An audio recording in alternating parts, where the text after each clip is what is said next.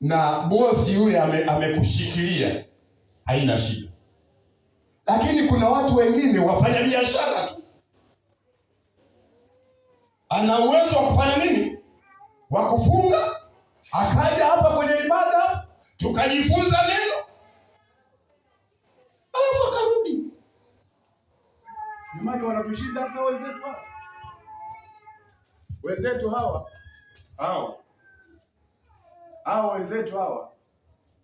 Yaani ikifika muda wa ibada unakuta nafunga. Wewe hata kama wewe una hela yako, anasema nisubiri mpaka nirudi.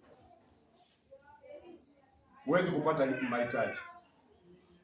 Lakini sio mlokole, mtu wa Mungu ana biashara yake, unakuta kwamba yeye anaendelea, anasema mimi nitapoteza hela.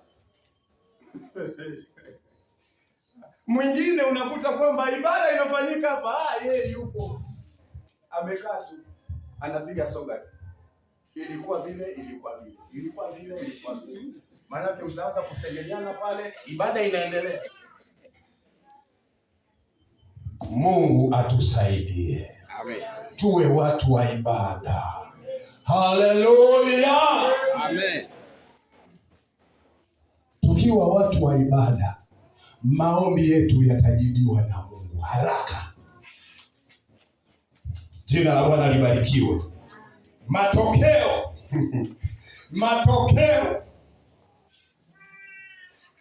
Mungu atakutendea kile unachokihitaji. Mungu atakutendea kile unachokihitaji.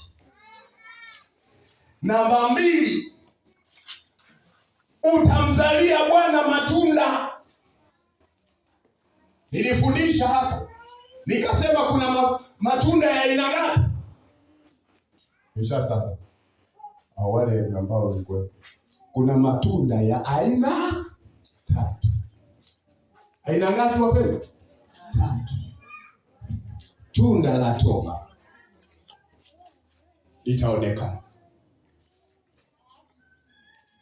Pia tunda la utumishi litaonekana.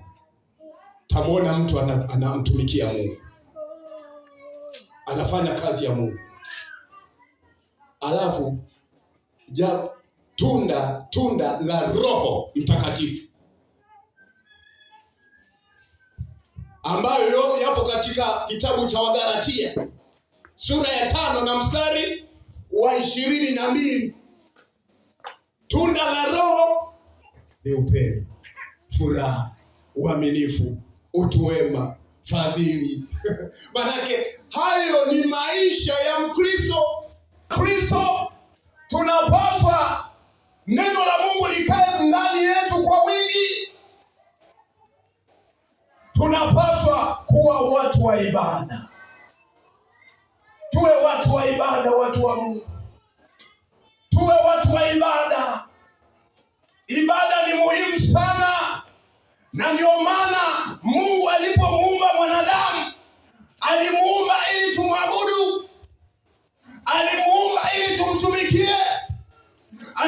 Alimuumba ili aweze kuwa mtawala, aweze kutawala vitu hivi vyote.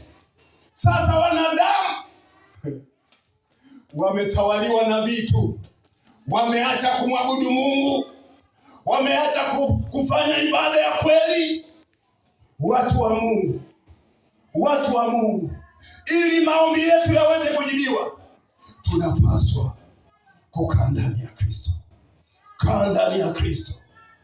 Kaa ndani ya Kristo. Kaa ndani ya Kristo. Tutamuona Bwana katika maombi yetu.